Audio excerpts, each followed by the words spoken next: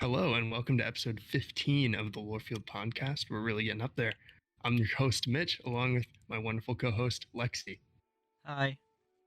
We've got a great episode for you in store today. I think, we've got a couple comments to get to from the last episode. There's a little bit of news that we might be able to discuss, or perhaps news about the potential of news. And then the main course for today is going to be going into Starfield's backgrounds. And mainly, we're going to be looking at the ones that the cursor didn't go over. So we're just going to kind of be guessing, riffing a little bit on what those perks might be, what the background itself could be. So that should be a lot of fun. Are you excited? I'm very excited. Cool. We had a very interesting comment from Zachary Murdoch, who we responded to on the last episode as well. Zachary says, "Thanks for the shout out. I have to comment on your talk about Alpha Centauri. Alpha Centauri A and B do orbit a common center of gravity. However, the distance between the two stars varies between 11.2 astronomical units and 35.6 astronomical units. So while there might be some planets way out in the void of the system's Oort cloud that orbit both stars, most of the planets, including Jemison, will orbit either Alpha Centauri A or B, but not both." And then Zachary talks a little bit about the fact that we didn't see both stars on Starfield's galaxy map. And I thought this was really interesting, and thank you, Zachary, for pointing this out, because I had no idea that Alpha Centauri A and B were so far apart. That would create on Jemison some really interesting stuff with daylight. Um, so for half the year, when the planet is in between the two stars, there would always be light, if my understanding is correct. I think you're right. Yeah, so that's really interesting. I know one star will be a lot farther than the other, but how would you feel if, like, for half the year there is no nighttime effectively on Jemison? I would be disappointed because I'm more of a night owl, kind of. So I don't know, but New Atlantis is cool, and if it's always in daytime, that could visually I don't know, because would you need exterior lights in that case?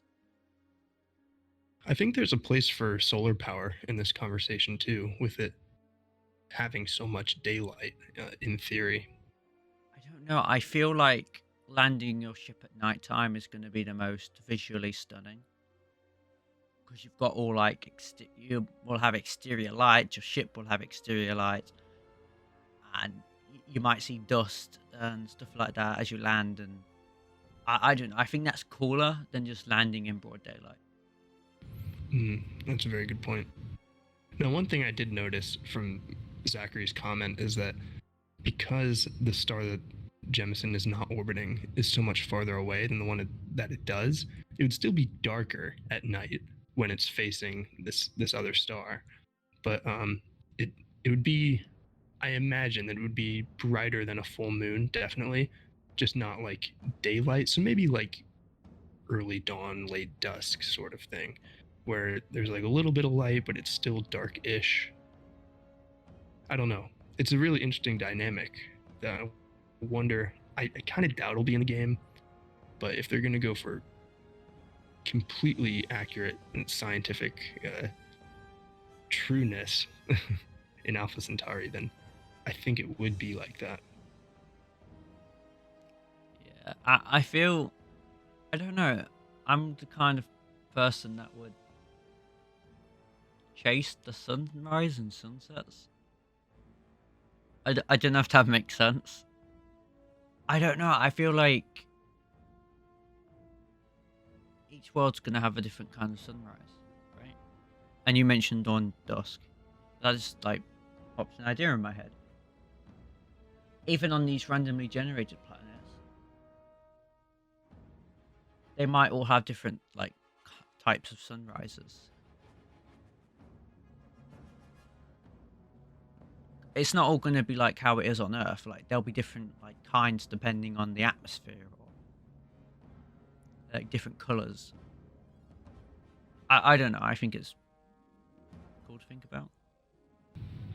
Yeah, on the sunsets and sunrises, like it's important to remember that every single planet is going to have a unique sunrise in the sense that all of the stars have their own luminosities, their own sizes.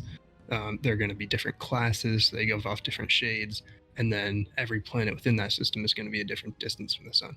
So I would expect that there are going to be 1,000 unique scenes and a lot of different ambiances given off by the different stars. And they don't even have to follow the rise in the east, set in the west. It's hard to say, but I don't think they're gonna do that for every planet because that they're gonna have different kinds of rotations, right? And some might not even have rotations, like if they have no atmosphere or anything. So, like, I don't know, the sun could rise diagonally, depending on the planet angle or whatnot. That makes me wonder if some places will have seasons. That seems really hard to do. I don't know, because would seasons fit Bethesda's kind of because the way you do seasons, as far as I know, is you have to have multiple maps. At least this is how this is how games like Grand Theft Auto 5 and I think Forza Horizon does it. Particularly, in 4 there was like the seasons in the UK that would change in the game. I believe those were all different maps that would load in. I'm not sure on that. But I know in Grand Theft Auto 5, the snow map for Christmas on GT Online, that is a completely separate map. I think you're exactly right. I remember playing Forza Horizon, and that's a multiplayer game, so there'd be like servers and stuff, and every once in a while, it would just kind of interrupt your driving. It would zoom out, and then you'd see the season change from very high up, and then it would zoom back in, and as you say, the map is different. The one thing I did think of is that in Skyrim, the rocks, the snow on some of the rocks in the snowier regions, that was done by the engine. So there's a little bit of precedent for that kind of real time map alteration. But it's another step up to change seasons. I don't know, because I'm going to go on use Test 6 as an example. If that game is going to be in Hammerfell, I don't know how they're going to do seasons exactly, because you wouldn't have snow in the middle of the Alakir Desert, for example. That just doesn't seem realistic. And Todd has said what the engine stuff they built for Starfield also was thinking about future stuff, I think. Or I'm horribly misquoting him. No, not at all. And yeah, he's pointing like fingers at Elder Scrolls 6 in my opinion. But I believe he did also say if Test 6 does require a bit more, they will add more. But I don't know if they'd throw in seasons in Starfield, because again, that would be an extra map unless they want to actually do layers. Like layers for the world, but then that stuff... Actually, I don't know, because with the creation engine, they can disable objects until this command line is met. So they could do I suppose they could do some sort of command line where it says if season is between these days, between this date and this date, then you load in these objects and disable these objects. And then you do that for every season. I don't know if they do that. That seems very complicated and script reliant. Yeah, I guess for any season that has planets, they're effectively quadrupling how much map work they have to do. And alternatively, for like Christmas, they could just have Christmas decorations that pop up on, like they're always there, but they're always disabled. Like the Christmas tree in Diamond City, it's always there. It's just disabled, obviously. Thank you, Zachary, for that comment. That was interesting to think about. We do have a little bit of news to get to. Maybe. Kind of. So, at the time of this recording, Bethesda is currently tweeting out 5 days worth of art as part of National Space Week. And it's not new concept art, it's like stylized art inspired by the game. And it's really, really cool. Definitely you should go check that out. By the time this podcast is uploaded, I think all 5 are going to be up. That's going to be on any Starfield game social media account. We also have this thing called Worlds of Bethesda, and I had no idea what it was for a very long time. Did you, Lexi? I did not. I only heard about it like a few days ago. Okay. Yeah, so did I. There was just some like buzz on social media about it, and I was like, what is this? I found an article from checkpointgaming.net. So, Bethesda, Australia, and New Zealand is inviting fans to attend a special free event during Melbourne, Australia International Games Week called Worlds of Bethesda. Melbourne International Games Week, I learned from its website, is Asia Pacific's largest digital games celebration featuring conferences, events, and activities for the games industry, educators, games enthusiasts, and the general public. The last 2 years have been all virtual, but this year will be the first to have in-person events. And Bethesda is not holding back because this Worlds of Bethesda thing, it'll be from 11 a.m. to 4:30 p.m. local time on October 7th and 8th, and attendees will be transported to a Tamrielic tavern inspired by the Elder Scrolls Online, a Reclamation Day dining area inspired by Fallout 76. Here's the best part: a planetary exploration and anti-gravity space room inspired by Starfield, and the Survivor HQ in the town of Redfall, Massachusetts. What the heck? This sounds so cool. Just saying, Vasco better be there or we riot. Yeah, I wonder if they shipped Vasco in from Gamescom, Germany. Bethesda, I'm begging you, please sell that as like an expensive kit. I want to put one on my balcony. That'd be awesome, but kind of scary too if you don't know anything about what Vasco is. Yeah, but he'll be like waving at people. Does it move? No, but I think he's got his hand up. Oh yeah, true. Although people might think he's a spy camera because he's got a camera for an eye. Oh yeah, that would be a good way to hide, like a front door camera or something. Or just have a Vasco outside my door. Yeah. Have a little post-it note attached. I see you. Yeah, it would be lore accurate too. Oh, that gave me a brilliant idea. If someone like, I don't know, if they don't sell them like made their own, and they they actually give it animatronic pieces, and they put an actual camera as the eye, and it like moves. Oh, it won't be long before a cosplayer does that. Someone's got a remote control Vasco that follows them. But this, like, they're picking, so all 3 of Bethesda Game Studios IPs from the last 25 years, and the Survivor HQ from the town of Redfall. This is, I'm like so flabbergasted by how cool this is. I really hope they take these like set pieces and put them elsewhere because Australia is a little far from me, but I would love to see this. Like a Tamrielic tavern? Are they going to be serving drinks? I hope so. I hope it's mead. I mean, I think it would because they have the Reclamation Day dining area inspired by Fallout, so they'll probably serve food there. Like Nuka-Colas and stuff. Oh my gosh. What would they sell in the Starfield, like anti-gravity? Yeah, is that going to be, are you going to have like a harness and you can hop around this room? Like, as you leave, they hand you like paste. Freeze-dried stuff. Worms.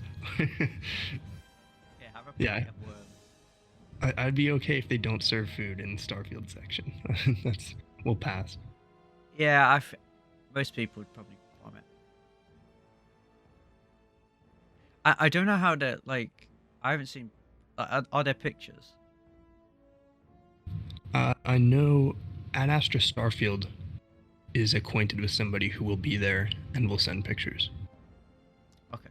I want to see this anti-grav room. Yeah, me too. I'm so jealous of our friends down under. Like a Starfield countdown. I don't think Starfield countdown's going, but still, they're closer than I am. I want Bethesda to do an event in the UK. I miss all this stuff. I'm on an island. They sent us sent you some goodies. Said us. It would have been us if I lived in the UK, but I don't. It's a very nice T-shirt, and nobody's complimented that I have a unique Starfield T-shirt not for sale. Oh, that's a shame.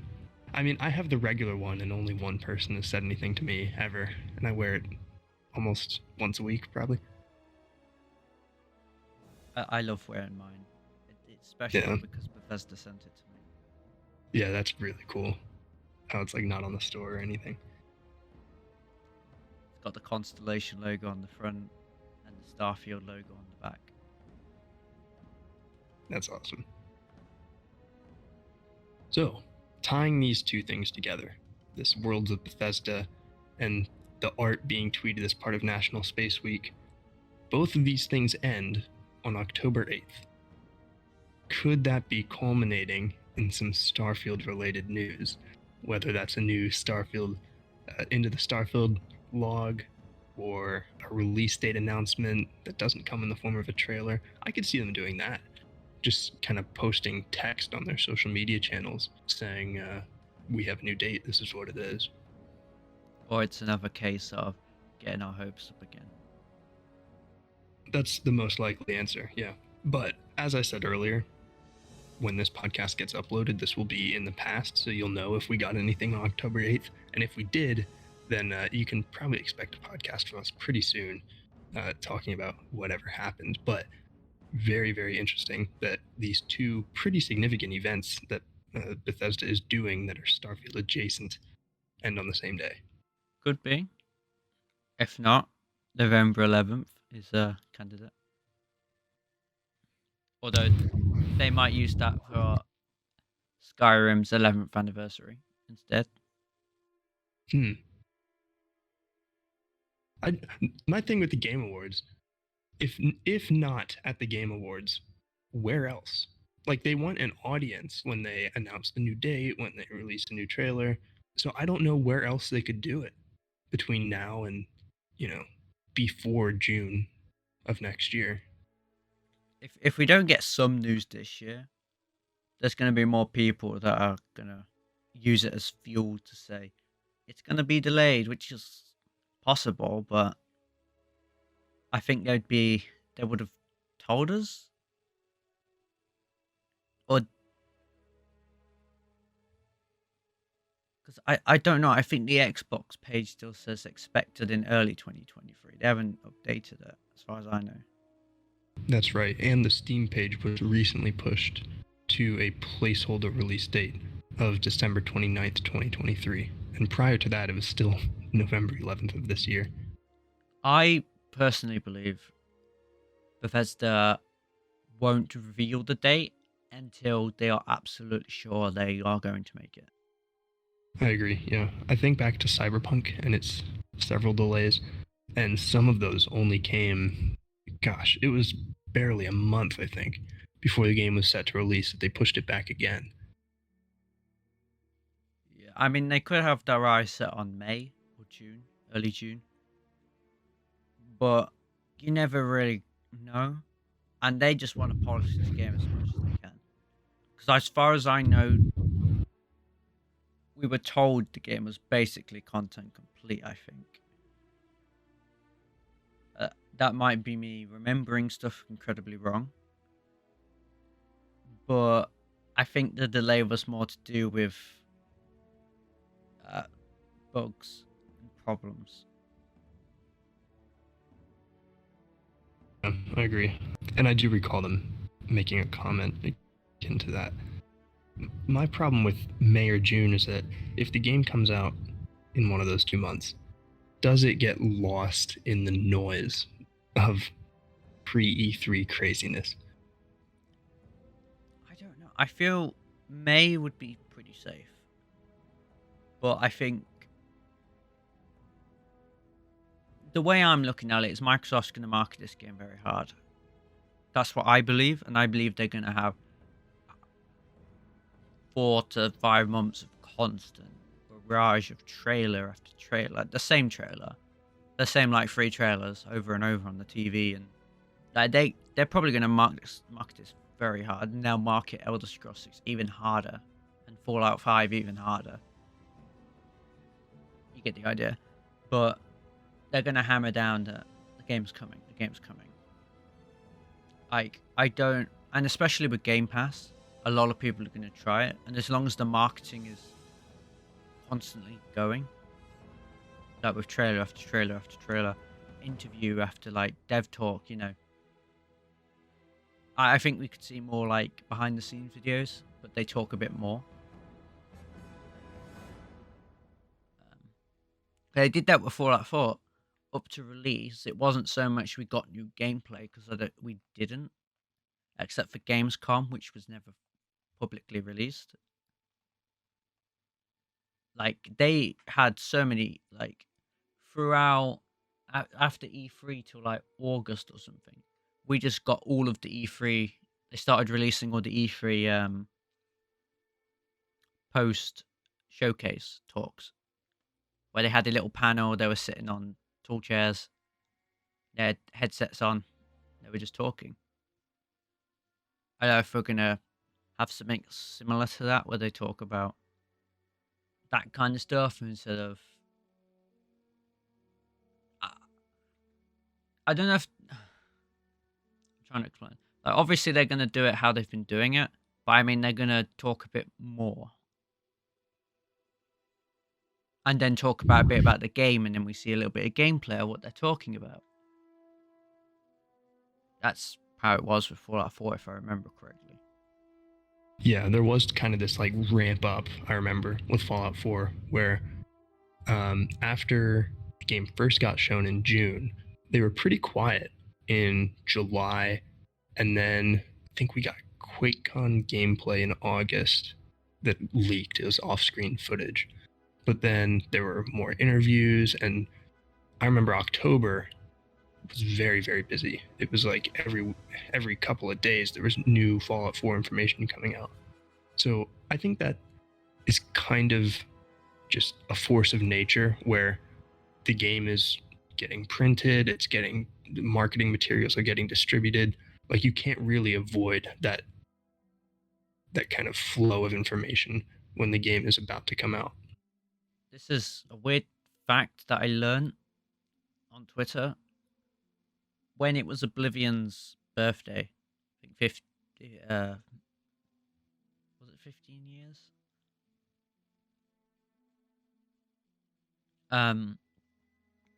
For that, I remember. I don't know if it was Pete. I could be remembering this wrong, but I believe Pete tweeted when the game went gold, and the game went gold like a couple weeks before the game came out. So, would Starfield be similar, where the game goes gold and they start printing copies literally a few weeks before the game releases? And I feel like Oblivion was the last time they delayed a game. So I'm kind of using that as an example. That's a good parallel. Yeah, I mean, and also another thing to think about with games going gold and stuff. I guess maybe it's good to define that for people who maybe don't know. A game that goes gold has basically been completed and it's ready to start being physically printed in copies, and they basically have the release version finished. Usually happens like a month to a month and a half before the game comes out, I'd say. Would you agree? That's typical. It can happen earlier, but that's a lot rarer. But in Oblivion's case, it was a week or 3 before the release or something. I think it might have been a month. I'm not quite sure. With Starfield, I wonder, or even just in modern gaming in general, I wonder if there's less importance or for a game going gold because of the prevalence of digital copies? I think with going gold, it's more of a sign they're printing copies. This is it. They're done with content. They're done with everything. The one thing they do post gold, as far as I know, is they test the game and they work on the day one patch. That's what they do after that. And then come launch, we all know how it goes. You've downloaded it digitally. Oh, look, you've got a day one patch. Sometimes it doesn't unlock until like 10 hours later, but you know. Very cool. It will be a joyous day when Starfield goes gold. Gosh. Yeah. I think for a lot of people, Cyberpunk kind of ruined that term. Because, oh, look, the game's going gold. But it still got delayed like 2 more times. And I know the state of the game, but they said it was going gold, and that usually means, oh, there's no more delays, this is it. But they kind of, you know how impressionable the media are. I hope that hasn't been ingrained in people's minds that they have to bring that up. That the game going gold is not that special. That there still could be delays. But it's Bethesda. If they're going gold, I trust they're fairly happy with what they've got. Right. Hopefully it's sooner than later. Are you ready then to get into the main course of today's show, so to speak? I like likening it to a meal because we are very hungry for Starfield. So these backgrounds, if you recall, in the gameplay demo, they were in the character creator and they kind of scrolled down through these backgrounds and we saw 5 of them. And there were others in that list that we didn't see. So I think maybe one way we could do this is to read the 5 that we have so that we kind of get an idea of what they're about, you know, what the perks do and stuff. And then we'll go to the rest of them and just kind of discuss what the background could be, like what the story. They all have a little bio about them, and then guessing what perks they could come with. How's that sound? Sounds good. Cool. So, would you like to read the chef? So, if you want to be a chef, I guess, be a Space Gordon Ramsay, you can be that. So, this is what the text says. While the unrefined masses scarfed down chunks by the shipload, you catered to those with a more discerning palate in your kitchen. Countless alien species became true culinary masterpieces. I loved the dramatic pause when they had the ellipses before discerning palate. That was great. I'm just glad I said that word right. But like, if you choose, I don't know. I feel like that's a weird inclusion. Like, that's like playing a monk in Oblivion. I don't know. It just seems like a weird choice. They're in this space game, and out of all of these things, you could be a cybernetist or a diplomat. You could be a professor. Oh, I want to be a professor. But like most of these they go from cool to really, really boring. You could be a bounty hunter. You could be a combat medic, a cyber runner. Like those sound really awesome. And then you can just be a chef, or a professor, or a pilgrim. I love the variety there, though, because there's also those traits that are more boring, so to speak, like your parents living somewhere and you can go visit them. Like that kind of sounds boring, sitting at your parents' house chatting with them and losing money in the process. Do you think our parents will be essential? Oh, I really don't like that you asked that. No, what if you wanted to be a? I don't know. You wanted to role like they're opening up role play. Like if you want to role play as a chef, you can be a chef. That's what it's there for. But if you want to be a psychopath, why not? Like shoot your Starfield parents to like become truly evil. I don't know if the money thing would break if you did that. Oh, you're supposed to give like 10% of your earnings to your parents. Oh, my parents don't exist. Oh, okay. I guess you don't take the 10%. That makes me sound like a horrible person, but I'm just hypothetical scenario. There's going to be one player that's going to do that. Not going to be me. I will live my Starfield parents, 100%. I hope so. The skills that come with chef, remember each background has 3 starting skills. Gastronomy, so you can craft specialty food and drinks and research additional recipes at a research lab. Dueling, melee weapons do 10% more damage. That makes sense because the chef handles knives. And wellness, immediately gain 30 points of health. I guess because they eat healthy. Oh yeah, you put a little seasoning on your food you like.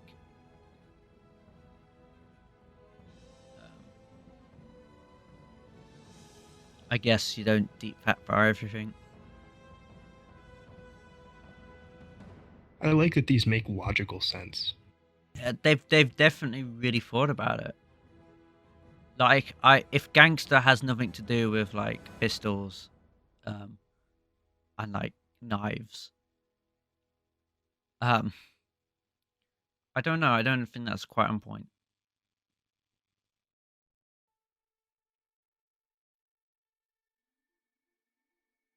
The next one we saw was combat medic. Leave it to human beings to fight over something as infinite as outer space. That's when you come in, but you've never been afraid to take on the enemy, but you'd much rather take care of your friends. I feel like you kind of like playing the hero, I guess, with that. Well, you're kind of playing the hero. You're the hero of other people.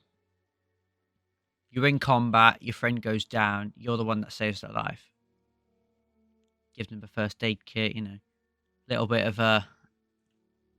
adrenaline, I guess. They need it. I don't know what medics do. Yeah. I find it interesting that despite being a medic, only one of the 3 skills has to do with healing others.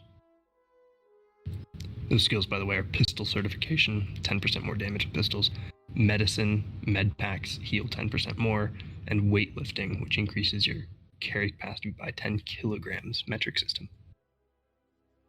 I guess lifting kind of makes sense. Because, like, combat medic, you have to drag your friend out of enemy fire. You need to, like, support, I guess, your friend's body weight. Especially if they're bigger than you. I don't know, that depends if they do the height thing, which me and Mitch both hope they do. Yeah. I wonder if the combat medic, by the way, is a veteran of the colony war. If they still have an age slider, like, if you make yourself old enough, I suppose that could work. You'd probably have to be, like, 50, 60 to, like, have been in the war. But then, obviously, you have a wrinkled up character. It depends who you want to play as. That's a great point. I've always played a younger character because it's like closer to me, but I really want to play as a veteran of the colony war. So I'll be aging my character a little bit. Thanks for bringing that up because I've not thought of it. Well, I mean, old characters aren't going to look awful in this game, especially. If you go back to Fallout 3, old people, they're just. I've got so many wrinkles. I don't. Hey. I'm not. Oh no, that sounds horrible. No, I mean the way Fallout 3 does it, it's just like they've drawn extra lines on the face. Those were ghouls. How could you? No, I know what you mean. Yeah, it's not going to be like that. But obviously you will see like the aging. They'll probably like have like what do they call the things on the eyes? Crow's feet, like on the sides, on the outsides of your eyes. Okay, so we have the Cyber Runner,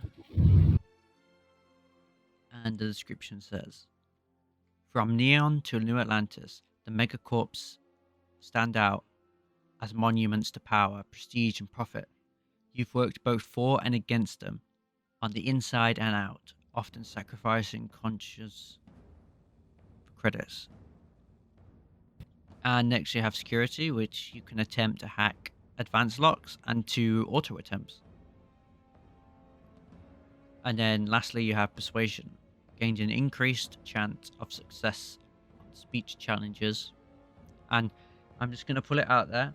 Or before you choose the option, pause, quick save, click the option, it fails, reload the save, try again, and again, and again, and again. Oh, you got it. Wow, first try. And then save after you successfully did it. You're giving me flashbacks to the General Atomics Galleria in Fallout 4. That took so long. Unless they've patched that and Todd's like, no, you can't do that anymore. Well, I think the one way they are addressing it is that it sounds like it's less of a complete dice roll, and there's player interaction in the persuasion again. So that won't change the fact that you can just reload your save, but there's going to be some player involvement.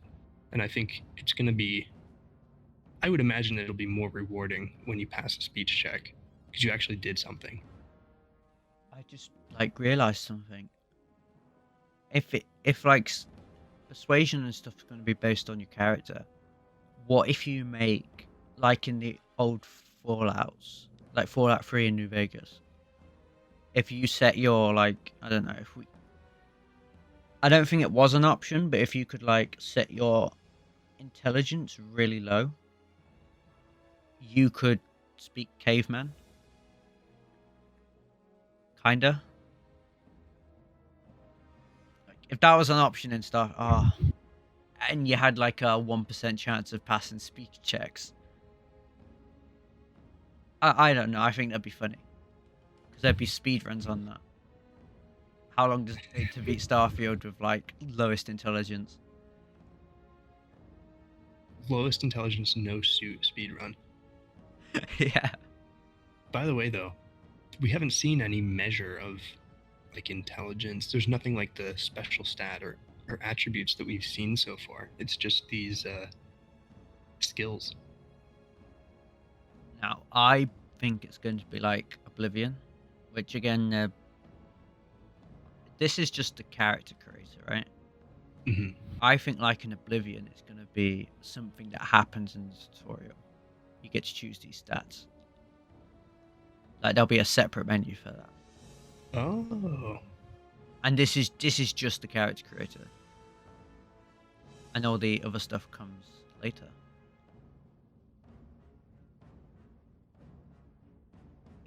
That is very interesting. Yeah, I love that idea. That there could be more to character creation, so to speak. I don't know. We'll see. Cyberneticists. Robots, mere toys. Neurocamps, good for parlor tricks. The colony war may have made implants and upgrades available to veterans, but you once saw a greater future. Humans and machines as one. The starting skills here are medicine, again, med packs heal 10% more. Robotics, you deal 10% more damage to robots and turrets. And lasers. Laser weapons do 10% more damage. I'm gonna be honest. These don't exactly sound very different enough. Like that's not a full-blown criticism. Some of them seem very useful. Like robotics, that sounds like that could be cool. I don't know. Were you hoping it would be like robotics specifically would be something a little like deeper, like you can like build or do things with robots and turrets that other players can't without that perk. Yeah. Or like with lasers, the laser does more damage, but you also can reload it faster because you know more about them. The hip fire is better because you understand. But this is my criticism with Fallout. Laser weapons should not have recoil. They're just lasers. Lasers don't have recoil. It's a gameplay thing. And I know why they do it. Recoil kind of disrupts the OP-ness of a laser. But you could just make them overheat. Yeah, it's oh, sorry, let me review that. It's understandable why they add recoil because lasers are OP in general. So, but even then, you could just add that they overheat and that slows you down. Like it burns your hands or something, and you've got to let it cool down. And I'm not saying that affects ammo. That wouldn't affect ammo. That would just be more of a system. Stop using this gun. You've used it too frequently in a session. I think they could do that rather than the recoil, which, unless they have a lore reason why it recoils. But even like you know, the lasers, if you're more versed in it, you know, you don't have that recoil. You reload them a bit faster, and you do more damage, of course. Although, I maybe I'm thinking because these are just starting skills, and I believe you can upgrade these. So maybe they will do what I'm thinking of later. Yeah, that's the point I was gonna. One of 2 points I was gonna bring up is that, first of all, yeah, I think each skill slash perk has 4 ranks, which we would, based on the other ones we've seen, I think we would upgrade lasers by reloading laser weapons if they do reload. Robotics maybe by killing robots or turrets, and medicine by using med packs. But remember also that robotics is part of the, I believe, the technology skill tree. So there's an entire perk web. I won't call it a tree because it doesn't seem to behave that way, but there are perk webs for all 5 of these different categories, and science and tech are 2 of them. So there's going to be a lot there, and I don't think all of them are going to be like more damage or more resistance from this type of weapon. I think there's going to be a lot of more involved, like mechanical stuff in those perk trees, perk webs. That's likely, and I hope that's true. Yeah, they looked huge. There's a ton of perks in the game. So, yeah, I'm with you. And next we have Diplomat. Description is: the wars are over. Peace now reigns to settle systems, but only because there are those quietly fighting to keep it. Because of you, agreements were signed, words were heeded, lives were spared. And the 3 skills are persuasion from before, so you gain increased chance of success in speech challenges. And then you've got this one called diplomacy. You can follow a target NPC at or below your level to stop fighting for a while. I suppose that's like the animal friend perk, probably. I think there's a human one too in Fallout 4. And lastly, you have bargaining. So you can buy items for 5% less and sell them for 10% more. And I'm going to go with bargaining 100% of my character because I feel that's going to be the one you can exploit.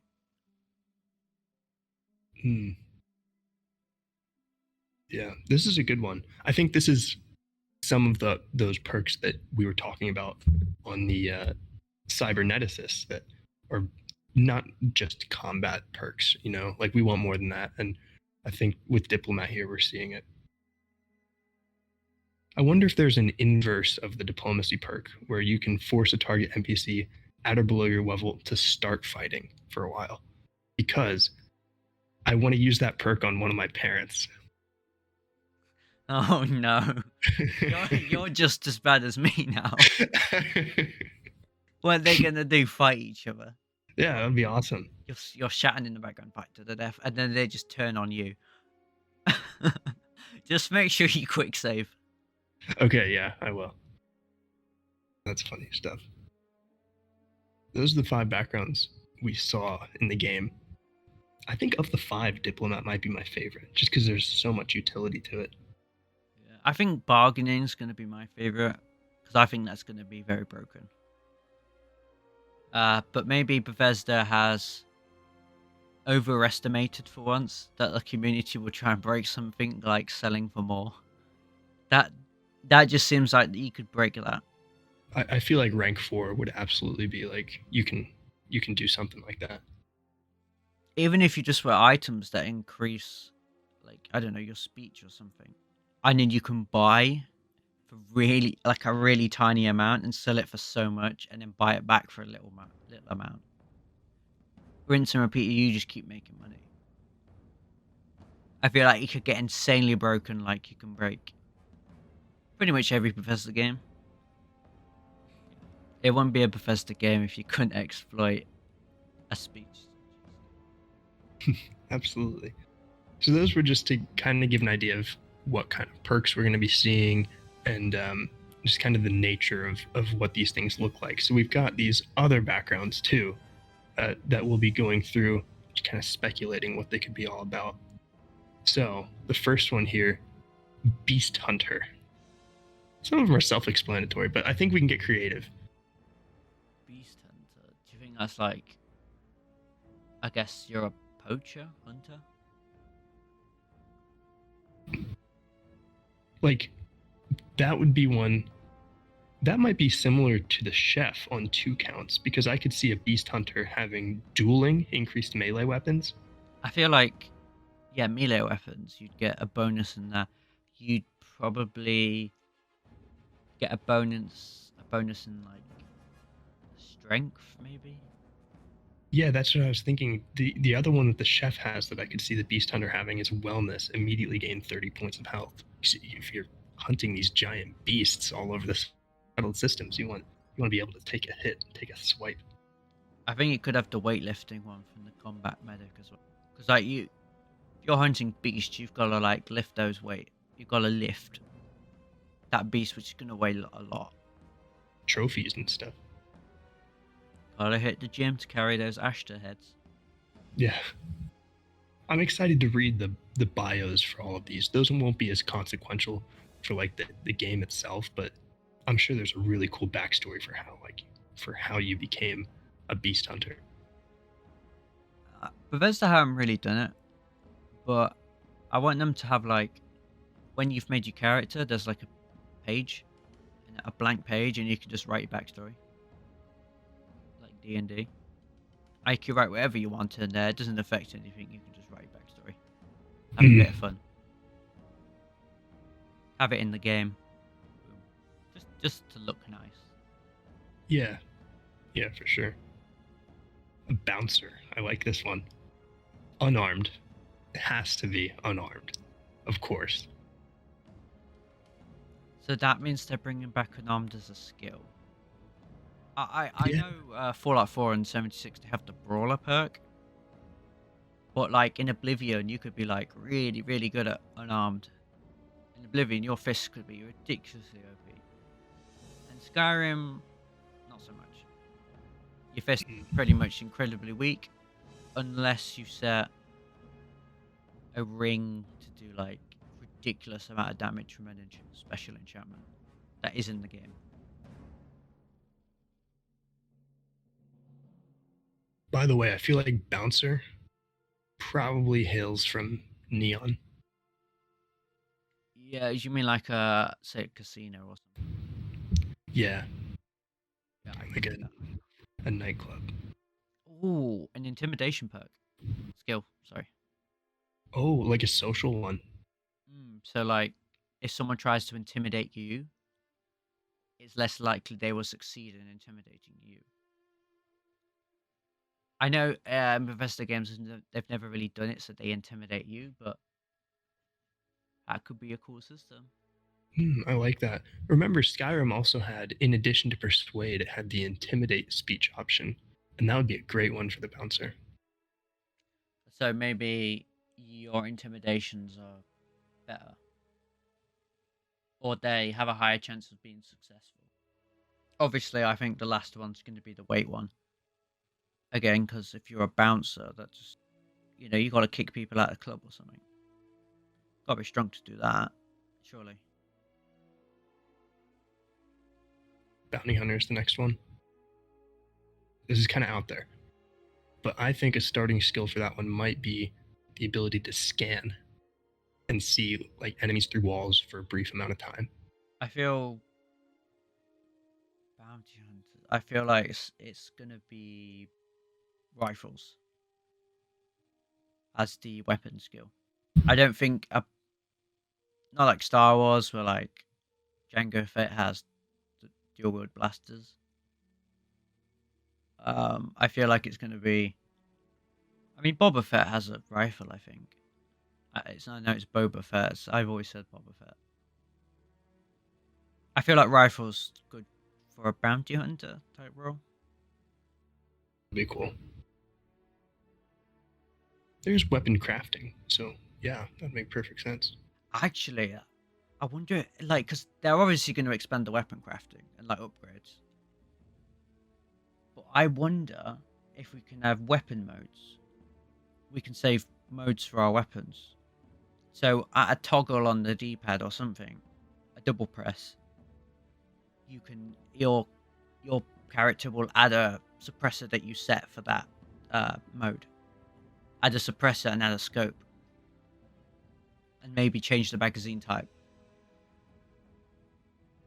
and change the rate of fire, something like that. And then when you switch it back, it will go back to whatever you had before. So maybe just a normal extended mag, a muzzle brake instead of the suppressor, and a red dot sight, and you turn it to full auto.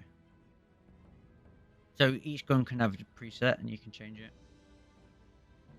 Sounds complicated, but I don't know. For a bounty hunter, that sounds cool. Using your rifle, it's semi-automatic, and then you're using it to take a faraway target, and you switch it into a fully automatic rifle. It does sound awesome. I did not expect to compare this game to Starfield at all, but Ghost Recon Wildlands does pretty much exactly what you described. So, the way I'd picture it is, you create your gun the way you want, and then you press like X. I don't know. You press something on the D-pad in the menu, and then it's like choose your second preset, and then you can change all the customizations. And then when you activate it, it will change the attachments on the fly into what you wanted. There'd be a little animation too. I mean, That's that cool. would take a long time, but it would look cool every time. Yeah. Removing the suppressor, then the scope, switching the dial, then putting on a muzzle brake, then putting on the red dot sight, I guess. Yeah, that sounds awesome. I think we could also allege that a bounty hunter would have a sneak bonus. So that sounds like a really solid background then. If we assume sneak bonus, rifle bonus, and some like scanning or recon functionality, that's a really cool class. Explorer is the next one. I'm gonna wildcard guess this and say one's gonna be about more XP for discovering places. Another one is you can see all the nearby map markers. And another one's going to be you gain more XP in the wilderness. Or you gain health bonuses. I didn't even consider the possibility of like more XP perks. Yeah, that would be awesome. The only one I had also thought of was like a bigger range for your compass. Like you're able to see farther away locations and stuff. Yeah, the idea I kind of had was as you approach a location, and you opened your map or you looked at your compass, it would show more. But on the map, it would show all of these nearby locations that you can only see in that proximity, and you can go to all of them, then unlock them. You walk away, they start to disappear. And obviously, they're grayed out until you see them. So it's like you're more alert, you can see these things marked on your map for a certain range. I hope they're careful with that, because I really want to take a background like Explore that just kind of enables you to explore easier, rewards you more for it, helps with like the orienteering or whatever. But there's a line where you aren't finding the stuff on your own. It's being put into your lap too much. So I hope they're very careful with that, because I'd like to take this perk or background, excuse me, if if it doesn't if it doesn't guide you to the places too much, if it still lets you find them naturally. You know what I mean? When I say this, I don't mean like a long range. So you see everything in like 25 meters. You see a little bit further out, and then it will appear on your map. I think, correct me if I'm wrong, but I believe in Fallout, the range at which your compass works is correlated with your perception. I believe that's the case. It sounds like it's the case. Probably is. I probably just never noticed it. So something kind of similar that they could be doing here. Oh my gosh. Gangster is the next one. Automatic weapons. That's a gimme. That's so cool. Yeah, I feel like gangsters won't be high in speech, I don't think. No offense to gangsters, I suppose. But I don't think they'd made the most literate.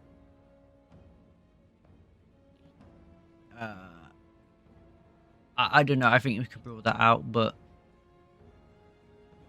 what else?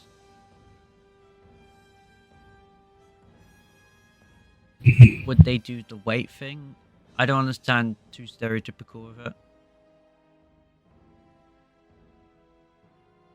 Yeah, I was picturing like mafia, Al Capone type gangsters, but they could also take the angle of like modern day gangsters, like Bloods and Crips and stuff. Yeah, intimidation's got to be one. Gangs can be pretty intimidating.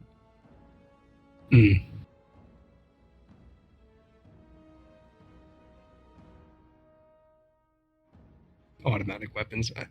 Oh my gosh, that makes me want to do like an Al Capone historically accurate build. The Al Capone build. That sounds awesome. But yeah, intimidation, automatic weapons. What else would fit? Oh, maybe something like bargaining. Yeah, I feel like they'd want to put something currency related in there, because that's kind of gangster's whole thing.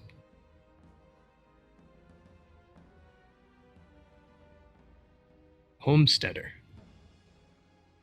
I think so. We know for sure that food and drink, like replenishment, is coming back. From like 76. Yeah. Probably not.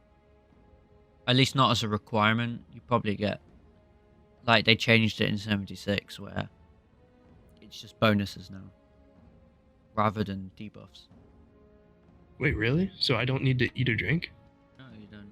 Unless only if you want bonuses. Oh, shoot! I'm spending so much time trying to find drink, and I have like 6 pounds of purified water. No, 76. I just constantly eat spoiled food. Okay. I don't recommend that because you do get some negative effects from that. Okay, that's really interesting. So if they're kind of going away from that a little bit in 76, of course they could stick with it in Starfield, but I was gonna say that the homesteader background would maybe give you, it would let food replenish a little more of your hunger. Homesteader to me just sounds like you own a house. Uh, Not quite a land. I don't know. Could you consider it like a landlord?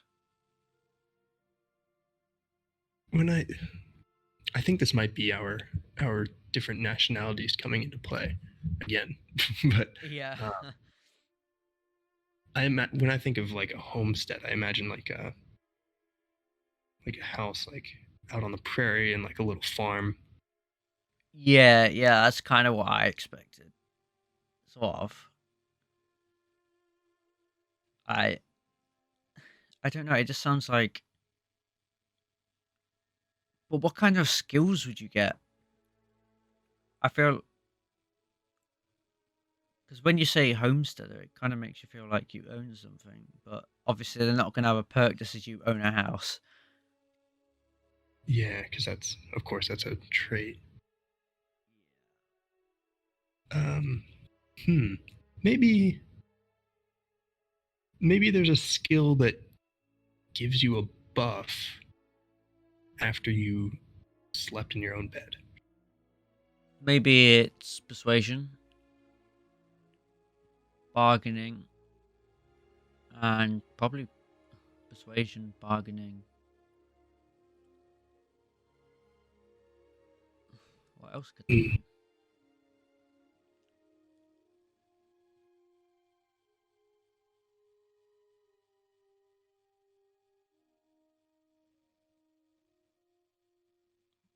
Thinking off the top of my head. Yeah, I think that's the biggest question mark we've had so far. Like that could be,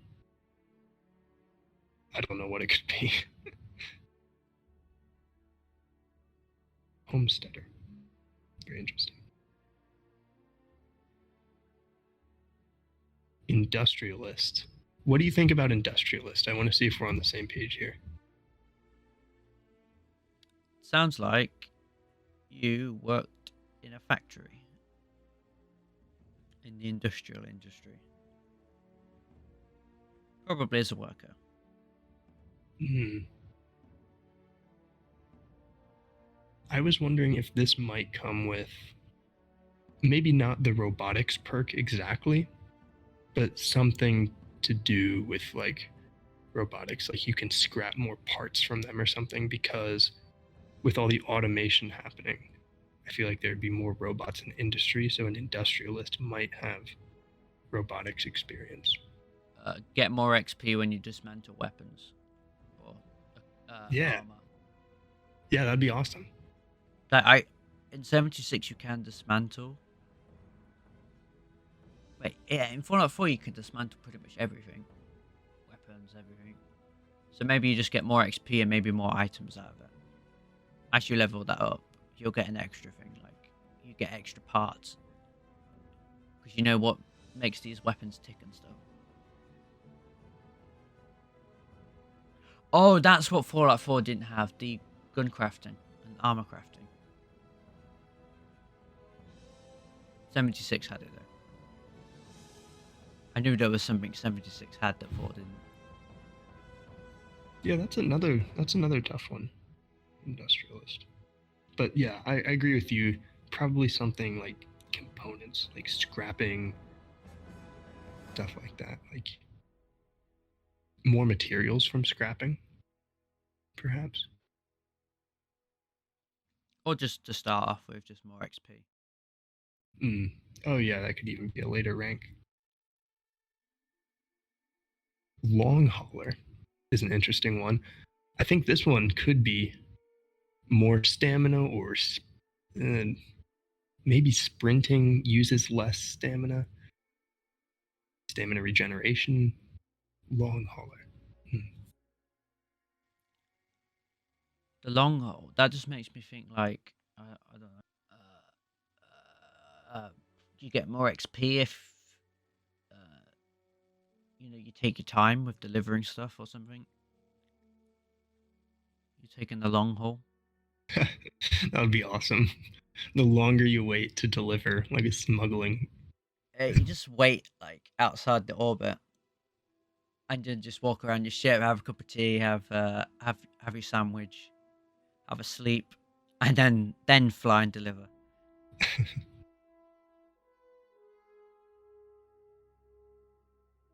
If this is a big if hunger and food are still in the game, I think maybe for a long hauler, the food bar would deplete slower. Possibly. These are so much fun. There's so much you can do with them. Yeah. Crazy. Because though this is all speculation because we didn't see these. Well, we saw their names, but we didn't get to see all their tabs. Yeah. So the next one we have is Pilgrim. Pilgrim. The only real familiarity I have with that word is the pilgrims that came to the U.S. from your side of the pond. I wonder what kind of perks might come with that. Invasion. Invasion. That's a hard one because we've only seen a select number of perks, so we'd have to start making them up. Yeah. And I mean, I think fully automatic for gangster I made up. Like you can kind of extend ones we've already seen to other things, but for sure there are going to be things that are completely out there that are perks in the game and we haven't seen, and there's no way we could really guess. What about like settlement perks? That ought to be a pilgrim. Yeah. Like they'd be more apt to build a successful outpost. Maybe it's easier to get settlers. Yeah, that makes sense. That would probably be a social perk of some kind. It could be navigation stuff too. We always talk about the pilgrims as being like sailing across the ocean for weeks on end, so maybe there's something with the ship there too. Could be possible. But the outpost thing, 100% I could see. Professor. Get our thinking caps on for this one. It's got to be like speech, right? And like wisdom. Yeah. Yeah, the tough part about this one is that we don't know what the area of expertise is for this professor. Are they, do they know a lot about biology? Do they know a lot about physics? I bet it's going to be science based. Of course, they're going to be science based. I mean, like, you get bonuses in, I don't know, sciencey stuff. Mm. I'm not sure if would they do biology? Like, would that be important? In a space game like way. Probably. I know in the real world we have exobiologists, which we don't really need yet, but those are people who study life from outside of Earth. That seems at the moment that seems like the easiest job in the world. Because you could have that job and you're getting paid. There's nothing to dissect or whatever. Yeah. I think a lot of them have other jobs too. But I guess right now they're mostly theoretical. But I'm with you. Maybe if they're like a professor of engineering, there could be like crafting stuff involved there. Like you get access to more recipes from the get-go. That could be interesting. Like if they took the 76 crafting recipes. Where in like Fallout 4, where you basically you know everything from the get-go. You just can't craft them until you've got perks. Mm. But with 76, you have to learn these crafting recipes. So are you thinking they're going to take that over? I don't know. I tend to believe that whatever they did most recently is what's most likely for the new game. But, like Todd said, they're going back to old school stuff this time around. So I don't know. That's a very good question, because those are very different systems. That also begs the question of whether there might be an educational institution somewhere in the settled systems. That'll be fun. Like a university in New Atlantis or something. Yeah, that could be interesting. Like, could we maybe attend that and like have a whole semester of in Starfield? They wouldn't do that. It'd be so pointless. It could be like the Bard's College, where you're like enrolled, but they really just Do nothing. try to kill you by sending you for ancient instruments. And set locations, and you just end up Googling them because. Yeah. Bard's College was not Skyrim's best quest line, but yeah, I could see him doing something like that. Should we go on to Ronin then? Let's do it. Okay. So I did not know what a Ronin was, and you educated me before the show. What is it? Hold on, I need to put up the definition so I don't butcher it. Okay, so a Ronin was a samurai without a lord or master, and that was during the time of the feudal period of Japan. So like a lone wolf samurai. Pretty much. Okay. Does this mean katanas are in stuff? That's what I was wondering. Yeah, when I think samurai, I think swords. So maybe that presumably there's going to be a 10% melee damage bonus perk. So I think we could throw that in for Ronin. Is this going to be like everyone's stealth fantasy? Yeah. I could also see one, considering it's Ronin rather than samurai, that maybe there's a perk in there for traveling solo. Where you get, whether it's more XP or more health. Yeah. Or a bonus when you wield swords. So probably a solo perk in there, swords, and then what else could they maybe do?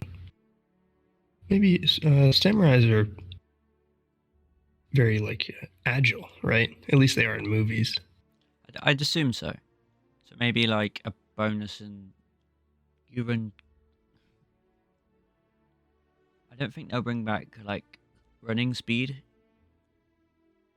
from Oblivion. I think that was in a. Yeah. Speed was in Oblivion. Yeah, that and athletics were too easy to break. Yeah, they were. But if they kind of like balance it out, maybe. I mean, it could make you better at sneaking as well, but it could also make you a little faster as well.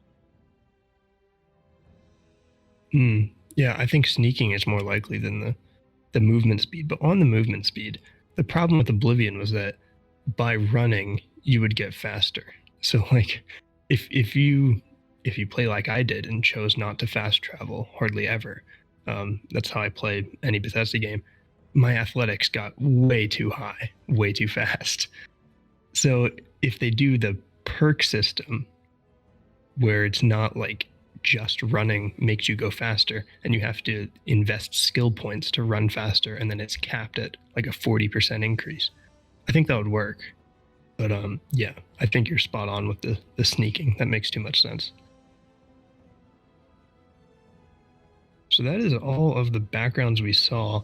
There are more based on the size of the scroll bar and stuff. I would guess maybe 5, 6 more. So that is not an exhaustive list, but that is all we saw so far. Getting really antsy for news. By the way, Starfield's Steam page was updated recently. The release date was moved from November 11th of this year to December 29th of next year, which of course is just a placeholder, but something is happening in the background. So I'm really hoping we're getting close. I hope so. I can't wait much longer. Yeah. It was also confirmed very recently that Starfield will definitely have RTX. We're on, for everybody listening, we're on day 2 of recording, so a little bit has happened since the beginning of the show yesterday. It's hard to record in one day anymore because life gets in the way. Anyway, I have a little bit of science talk or history talk, I guess. This is a little bit of a story about a historical astronomer. Turn the lights down low, get a little snack because I have a very interesting life story about a guy named Tycho Brahe, who was a famous astronomer. He lived from 1546 to 1601, and he was a renowned astronomer, and he was the last major astronomer to study the heavens without the use of a telescope. So he was very calculated in his methods, remarkably accurate recordings of the positions of stars and planets. And he did that every single night for several decades. He did it from present day Denmark, and he recorded so much data that he founded a paper mill to provide material for printing all of his observational results. So he was really dedicated to astronomy, very meticulous about it. His model of the solar system was wrong, first of all, but it had the moon orbiting the Earth, which is correct, but it also had the sun orbiting the Earth, and then every other planet in the solar system orbiting the sun. So he was right about everything, except he had the sun orbiting the Earth, which is backwards, of course. But I think he was one of the first people to have all of the other planets orbiting the sun. So he figured that all out from Denmark, and then he had some disagreements with the Danish king, Christian IV, and Tycho Brahe was exiled before being invited by the Bohemian king and Holy Roman Emperor Rudolf II to Prague, and he became the official imperial astronomer. When I said Bohemian king and Holy Roman Emperor, I felt like I was playing Kingdom Come Deliverance again. But I digress. So Tycho Brahe's death, Lexi, I love the way this guy died. It sounds horrible, but it's just a fascinating story. So Tycho Brahe was at a banquet that was also being attended by the emperor, and in those days, you didn't get up from the table until the emperor did. It was just etiquette when you're in the royal palace and stuff with the Holy Roman Emperor. So they're drinking for hours, socializing, having some laughs, getting along, and Brahe desperately needed to relieve himself during the banquet, but he didn't want to break the etiquette about getting up from the table before the emperor did. So he stayed where he was. And after the banquet, he gets home and he finds that he is unable to urinate except for in very small quantities and with excruciating pain. 10 days of this go by, and it becomes clear that he's about to die. He has some sort of infection. He enters a state of delirium, started to kind of go insane. He wrote his own epitaph, which was, "He lived like a sage and died like a fool." On his deathbed, he urged his assistant, Johann Kepler, to make sense of the decades of astronomical data he had recorded, all those positions of stars and planets in the sky that he had recorded over several decades. And I just imagine the emotion of that moment. This guy knows he's about to die and he hasn't made sense of his life's work, and he's practically begging his assistant to make sense of it and to use it.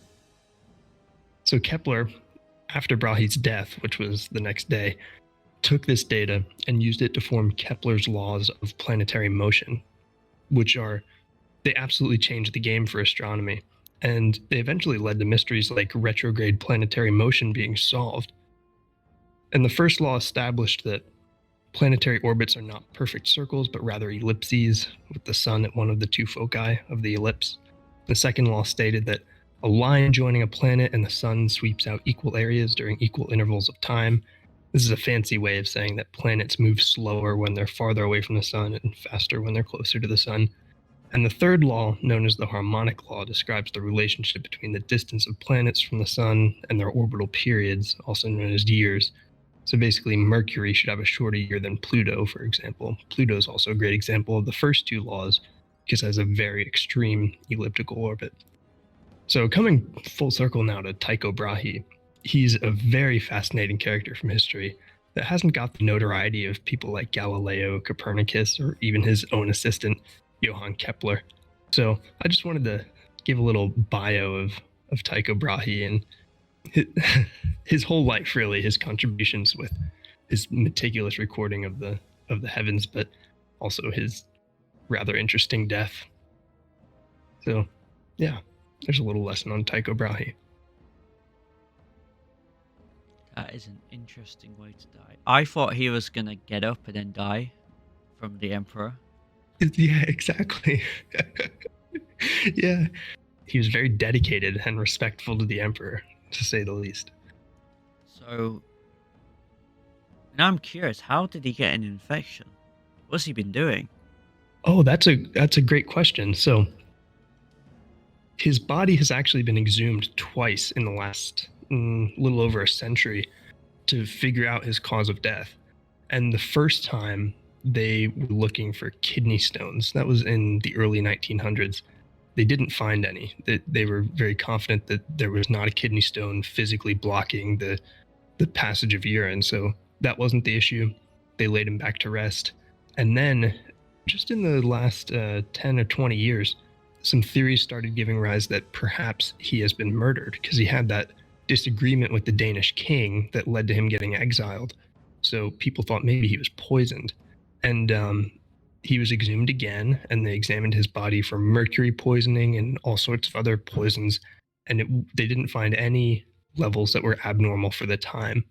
So they're very confident that it was a bladder or kidney infection. So I think he didn't go to the loo for too long. Maybe his bladder like burst or something, and he got infected, like sepsis. How much did he drink? I don't know. It must have been a very long banquet. And how did no one else have to eat? Like, how did the emperor not have to use the bathroom? Maybe he didn't drink as much. Maybe he had a dry throat that day. Yeah, I don't know. I don't know what Very, they'd be eating at a banquet. So yeah, probably. Let's see, Prague. Probably like beer. yeah, that's. Oh, it's probably worse because if he was drinking, then that area might Yeah. like that is like your body tends to go a bit numb, I guess. Mm. So maybe he didn't notice how bad it was. Realistically, like, well, not realistically. I mean, like today, like if you had a situation like that, I suppose everyone's focusing on the food. You just pee in a cup or something. It sounds disgusting, but what else are you gonna do? You shouldn't do that, but back then, nobody would have been looking under the table. So I can't believe that his body at a certain point didn't just force force it out. Like, he was probably crossing his legs. it could be. But anyway, that rather glamorous death is not to take away from his contributions to Kepler's laws of planetary motion. We probably wouldn't have had those when we did if it weren't for those observations. He did the world a favor, and then he died in a very humiliating way. He must have had, like by today's standards, a high IQ. Yeah. One of the things he did to get extremely accurate measurements of the stars was instead of putting his observational equipment in a building, which like moved around on the foundations and stuff, he put his equipment down and on like a rock that was like below sea level. So there was hardly any movement, and his measurements were 4 times as precise as anyone before him. So he was a very, very smart guy. I know they use astronomy when the Titanic sank. That's what they had to do on ships back then. They had to use the stars. But they genuinely weren't accurate completely. They'd always be off because they used compasses and looked at the stars. kind of what it reminds me of, where you're looking at the position. It's all astronomy, so. Yeah, as I've learned more about astronomy through both formal education and researching for this podcast, I've been amazed at just how much it's been used throughout human history. Early humans, when they looked up, they saw these dots in the sky, and what could they do except for draw shapes in them and come up with stories for how they got there. And a lot of those shapes that they drew we still use today. It's like, well, didn't the Egyptians, they still like look at the stars? Yeah, I think most of the constellations we have are Egyptian or Greek. Which is weird, because during the Egyptian time, you go into BC, the stars are in different places. They're not in the same position as they were back then, because it's been a few thousand years. That is a very good point. That is true, but it happens slowly enough that we can still use the constellations stuff. They are a little different.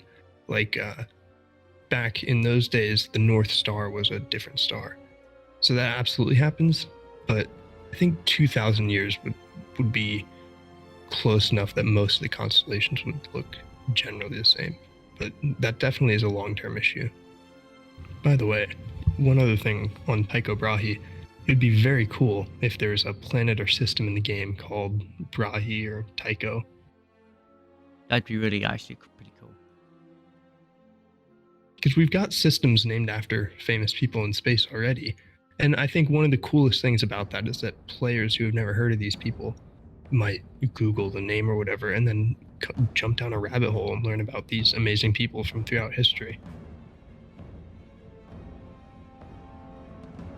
Should we go on to our recommendations then? Yes, I think we should. Alrighty, very cool. I guess I'll go first this time around. I'm going to recommend Assassin's Creed Origins, just because I played it for the first time in the last couple of months and really enjoyed it. The combat felt really good, better than I remembered for the previous Assassin's Creed game I had played, which was Syndicate. Having a great time with Origins, cool history, the map is wide open and fun to explore.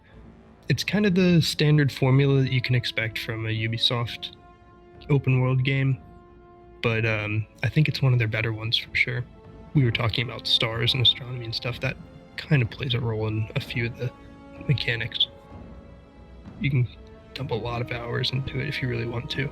It's one of those, every couple Assassin's Creed games, you can really feel the love that was put into it, rather than some of them feel to me like they've been manufactured a little and maybe don't have that extra little sprinkling of something that makes great games great. But Assassin's Creed Origins, I think has it. How about you? Okay, I'm going to recommend something I've just seen, and it's not really sci-fi, I guess, but it's a new Marvel Studios project. It's called Werewolf by Night. Pays homage to 1930s horror. Well, it's got some really, well, I think they're good fight scenes. It's got a pretty decent plot. And it's got Man-Thing in it, so Man-Thing's pretty great. Yeah, that's going to be my recommendation. So it's Werewolf by Night. It's on Disney Plus. When you said homage to 1930s horror, you had my attention. That sounds awesome.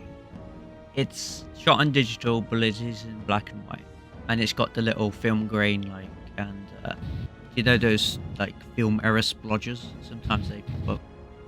It's set in the modern MCU, but it's just paying homage to, like, it was all black and white and stuff. That is really cool. I think that's everything we had then. Okay, so just before we end, you're probably wondering, what happened to Isra? Where's Isra gone? Isra, unfortunately, died course, I'm joking. I came out as transgender, so I changed my name. So now I'll be going by Lexi, with she, her pronouns. And that's just some context to why Isra's name has mysteriously vanished off the podcast titles and descriptions. Cool. Super happy for you, by the way. And I think and hope that you'll receive a lot of love and support from the Starfield community. And hey, at the end of the day, we're all just excited for Starfield. So no matter who you are here, we're happy to have you, and congratulations too. Thank you. Everyone's welcome. Absolutely. So then I think we'll close with that. This has been episode 15. 15. Wow. We can drink in Switzerland. I think it's 15 there. You can find us on Reddit, YouTube, Twitter, Twitch, even though nothing's happened there yet. We have a We'll see. Oh, yes. Join our Discord as well. Links for all that stuff will be in the description. We will see you next time for episode 16. I say it every single time. Hopefully we'll have some news to talk about there. I think we actually might this time. I think episode 16 might be the one. Let's see, late October probably, late October probably. I think we'll have something to talk about. Really do. Feeling it. So, thanks so much, everybody. We'll see you next time. Bye all.